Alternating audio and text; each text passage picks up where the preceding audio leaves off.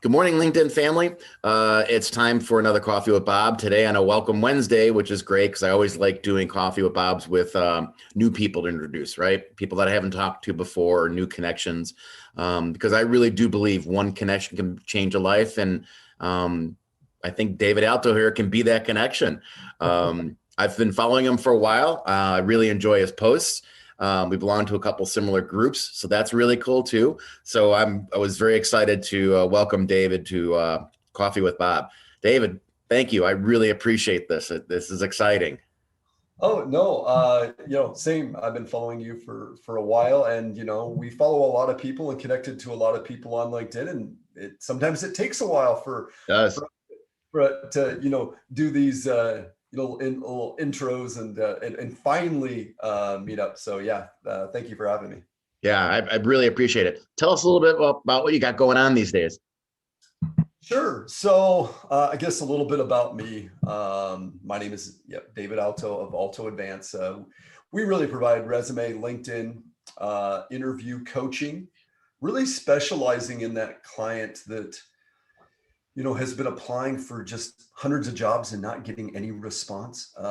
We kind of use the resume scanning software that a lot of companies use. We kind of use it to our advantage to make sure that those keywords and stuff are in there. That way, my clients end up getting more interviews. Of course, we hope those interviews, lead to new careers. So that's our little specialty. Normally, I have my little resume bot on my LinkedIn banner. Me having I got a little robot in a headlock because I take on the resume bots, but. Yeah. I'm promoting my book right now that just launched yesterday. So my LinkedIn banner is a little different than normal. So. Congratulations on the book. What tell us about the book? Sure. I'll even share like how the book came. So I got my first paid speaking gig in October of last year. I live all the way in Washington State, and it was in Orlando. Oh, wow. And we were very social distance. It wasn't a huge event, but anyway, so it was my first paid speaking gig, and I'd had speaking engagements before, but never paid for it, or never been paid for it. Yeah. So maybe the first 5 minutes didn't go so well, and the rest of it, fantastic. I mean, the people that were there got a ton of value, and I had a great time. But because that first 5 minutes might not have went so well for me, on that flight the next day from Orlando to Seattle, almost 6 hours, I needed to like journal my thoughts and get everything out. So I got on my laptop and literally typed for 6 hours. My mom said that typing in school, because that's what we called it back in the day, young people out there. Yeah. I took 3 years of typing. I still type 70 plus words a minute.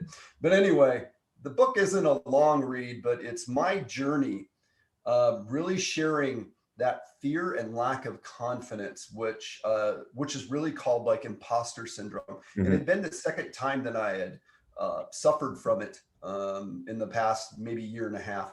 And I felt like I needed to journal it out. And so I did, and I was kind of over it. And by doing that, I thought, you know what? I'll make this into my first book ever. Why not, right? So yes, I self-published, and boy, that's a chore. That's a topic for another event, another time. But no, I had a great time just getting all of that out. So, and I thought others could kind of learn, from some of the things that I have, suffered from. Awesome. What's the title of the book? The Fear of Confidence. Wow. Okay. And can I find that on Amazon today? Yes, actually, today, yes, it'll be, it'll cost a little bit. It might be free a little bit before maybe where we're chatting today, but yes, I have the Kindle version at a very, very, very decent price, and same Awesome. thing with the paperback. And it's a quick read, and it does share my journey on LinkedIn a little bit too. Oh, cool. Okay. Yeah, I'm sure that's helpful because you've got a very storied career on LinkedIn. Well, in a positive way. I mean, I love your posts. Your posts are useful. I've forwarded your post to other people, especially folks that I know that are in the hunt right now, and older folks like me that are in the hunt and suffering from a little bit of ageism. Right? You've had some very good posts about that as well. Talk to us a little bit about that. I mean, when especially now during a pandemic, when everything is topsy turvy, right? Cuts are happening, and generally, when you have those cuts, they start cutting at the top sometimes, because to get rid of some of that top heavy feature. What do you tell the guys like that and girls? Yeah, sure. So, actually, over the past 3 or 4 years, I think a lot of ageism is in our heads because more and more companies, I'm finding, more and more companies need people to come out right away and be able to, do the job, right? And that comes with experience. Hmm. Um, so, it's making sure that your resume, your LinkedIn profile are really, spot on. And sometimes it's not necessarily hiring somebody to redo your resume, but we're finding so many people with resumes that just don't quite get them, the interview, right? So just need a little tweaking, need to make sure that it has some of those keywords. But look, again, because the shelf life of an employee is so short, 3 or 4 years, and people are moving on to Right. something else, or companies are moving on, from their employees. So more and more companies need and want people to just come out of the gate and be able to do that job. Because listen, the company doesn't need to go, well, I'll hire this, college grad because we want them to be with our organization for 20 or 30 years. Right. That's not the case. So actually, people right out of college are the ones really having a tough time. And Um, us older workers, again, hey, I just turned 52 yesterday, or a few days ago.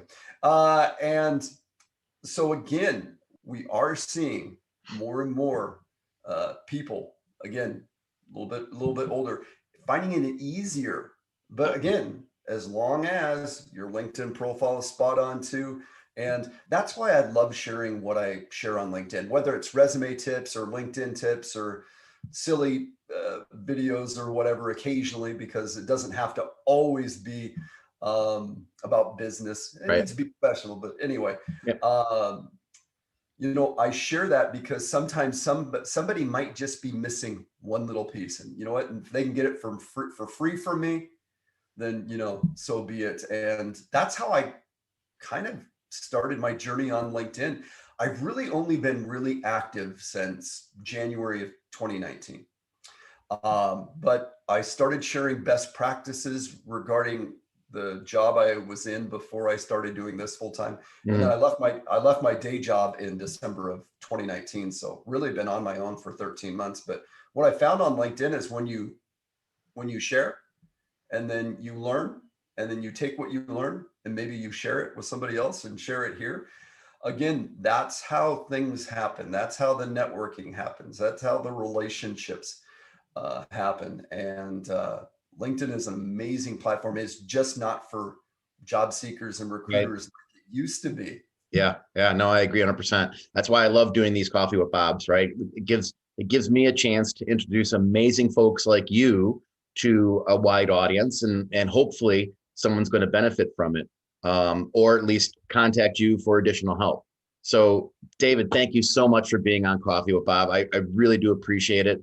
Um, David is one of those connections that can definitely change your life. So if you're not connected with them, if you're not following with them or not engaging with them, you really need to.